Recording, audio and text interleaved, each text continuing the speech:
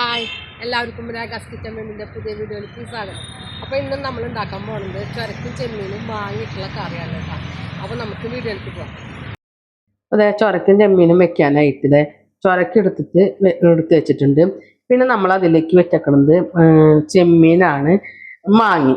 അപ്പം നമുക്കൊക്കെ ചുരക്കൊക്കെ നമുക്ക് നന്നാക്കി കൊടുക്കാം കേട്ടോ. നമ്മളതേ ചരക്കൊക്കെ ഇതേ നന്നാക്കി ഇതേപോലെ ചെറിയ ചെറിയ കഷ്ണങ്ങളാക്കി വെച്ചിട്ടുണ്ട്. മൂന്ന് മാങ്ങയുണ്ട്. മൂന്നും ചെറിയ മാങ്ങയാണ്. പിന്നെ പച്ച അധികം ഇല്ല, നോക്കിയിട്ട് നമുക്ക് ഓരങ്ങിയ പുളി ഒഴിക്കണം കേട്ടോ. പിന്നെ ഒരു നാളികേരം എടുത്തിട്ടുണ്ട്. അതിന്റെ പകുതിയാണ് ഞാൻ ഉപയോഗിക്കുള്ളൂ. പിന്നെ 6 പച്ചമുളക് നടുകീറി വെച്ചിട്ടുണ്ട്. കുറച്ച് ചുവന്നുള്ളി അരിഞ്ഞ് വെച്ചിട്ടുണ്ട്. 4 ചുവന്നുള്ളി വേറെ മുഴുവൻ വെച്ചിട്ടുണ്ട്. 3 തണ്ട് കറിവേപ്പില വെച്ചിട്ടുണ്ട്. ഇഞ്ചി ചതച്ച് വെച്ചിട്ടുണ്ട്. നമ്മളിത് കറി വെക്കാനായിട്ട് ചുരക്കൊക്കെ നന്നായി കഴുകിയിട്ടുണ്ട് കേട്ടോ. അപ്പോൾ ഒരു ചട്ടിയിലേക്ക് നമുക്ക് ഇട്ട് കൊടുക്കാം.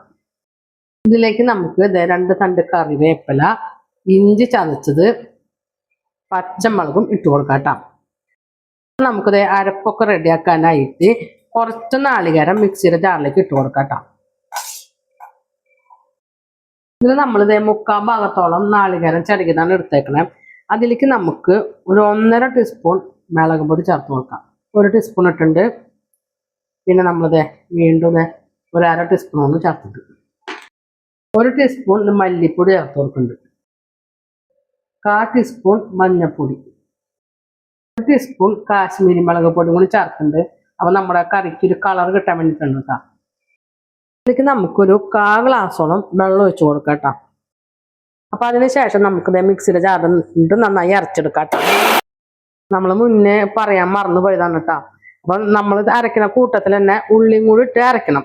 അപ്പോഴാണ് കറിക്ക് ഒരു മണം കിട്ടുള്ളൂ. അപ്പോൾ ഉള്ളി ഞാൻ ഇട്ട് കൊടുത്തിട്ടുണ്ട്. നമ്മുടെ നാളികേരമൊക്കെ നന്നായി അരച്ചിട്ടുണ്ട്. ഇത് നമുക്ക് നേരത്തെ എടുത്ത് വെച്ച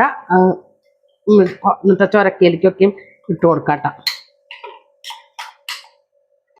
നാളികേരം അരച്ചതൊക്കെ ചേർത്ത് കൊടുത്തിട്ടുണ്ട്. അതിലേക്ക് നമുക്ക് കുറച്ച് വെളിച്ചെണ്ണ ഒഴിച്ച് കൊടുക്കാം.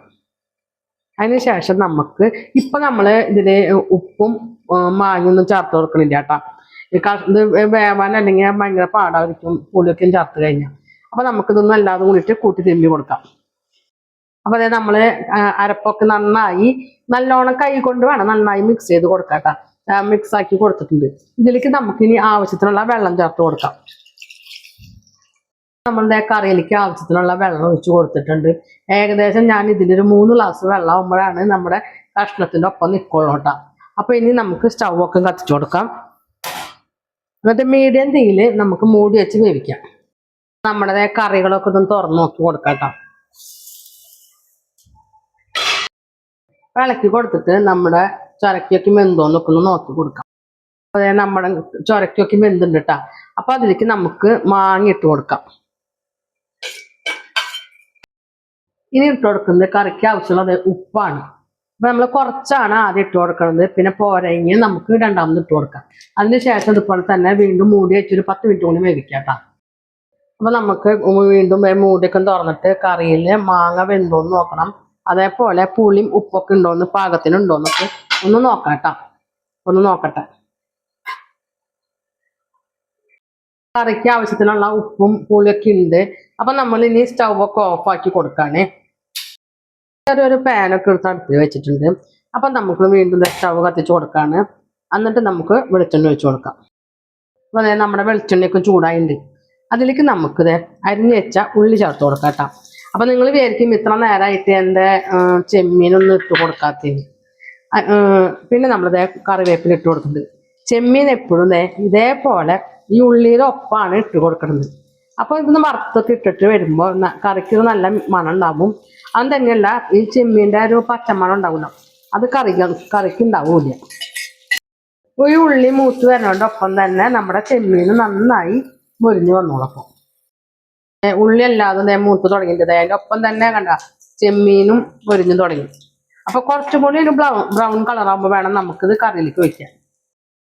ഉള്ളിയും ചെമ്മീനും നന്നായി നല്ല ഗോൾഡൻ കളറായിട്ടുണ്ട്. ഇനി നമുക്ക് സ്റ്റവ് ഓഫാക്കി കൊടുക്കാം കേട്ടോ. എന്നിട്ട് നമ്മളത് വേവിച്ച് വെച്ച കറിയിലേക്ക് ഉള്ളി ചെമ്മീനും ഒഴിച്ച് കൊടുക്കാം.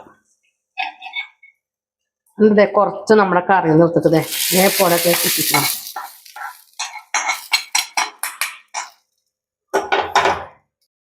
അപ്പോൾ എൻ്റെ ചെറുക്കും ചെമ്മീനും വാങ്ങിയിട്ട് വെച്ച കറി ഇവിടെ അവസാനിക്കുകയാണ്.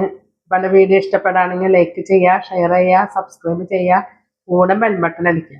അതിൻ്റെ ഒപ്പം തന്നെ ഓൾ എന്നുള്ള ബട്ടൺ കൂടെ അടിച്ചാൽ ഞാൻ ഇടുന്ന വീഡിയോയുടെ നോട്ടിഫിക്കേഷൻ വരും.